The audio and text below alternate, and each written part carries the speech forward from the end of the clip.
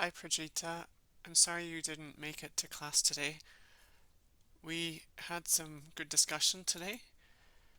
Um, Let me see if I can summarize what we did real quick. So, uh,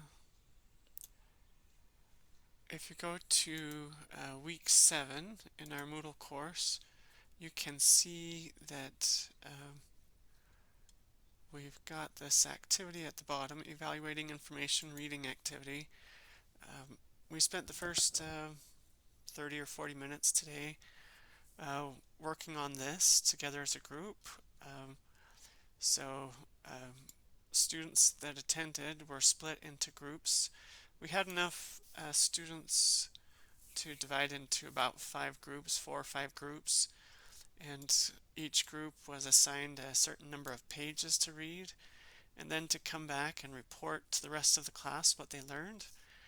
And uh, we invited them to talk about how they think the information in those pages in the reading assignment could help them with this week's assignment.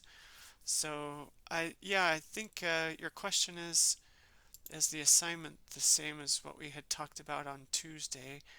Um, and yeah, the assignment that's due on Sunday, we are asking that you see, we've got some samples here. I think I did talk about, I opened up this Bella Swan example. I hope you're able to see it. Here, I might need to adjust it a little bit, but of course, we don't want the running head. That's an old example, and we do want this to look more modern and different. You may recall that we've talked about some of these things already. So starting on the 4th line, 1, 2, 3, 4, and then I think this would be in bold, but the new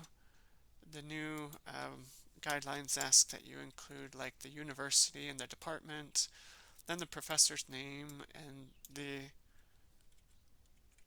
name of the class or something like that. So I think you've been doing that, but so on page 2 you have your research question. Oh, this doesn't look like what we want. So anyway, so make sure you include your question at the top of page 2. Make sure you include your list of references and include this references heading. I think we're asking that be in bold type now. But you can see here that this student used paragraph style to answer questions. So if you read through this, it says Margaret M. Stager, the author of this chapter, graduated from the University of New York at Buffalo School of Medicine, receiving an MD in pediatrics. So here we've got the author's name. So one of the crap test questions is what's the author's name?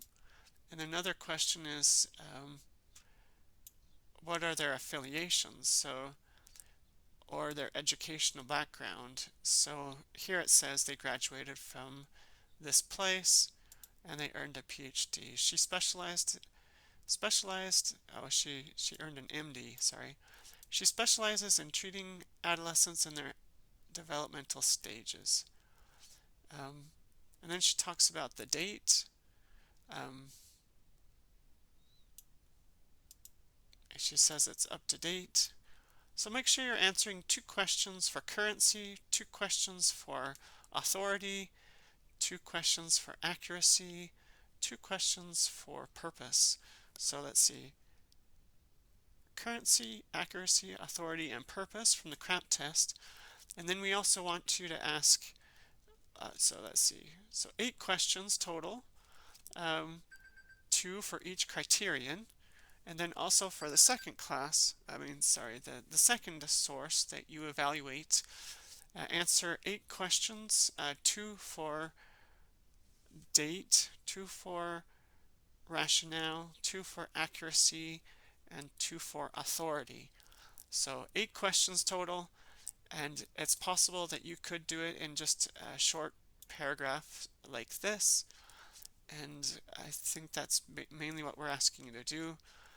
Also remember that in week 7 we ask that you um, read chapter 4 from the 100% Information Literacy Success, pages 102 through 104.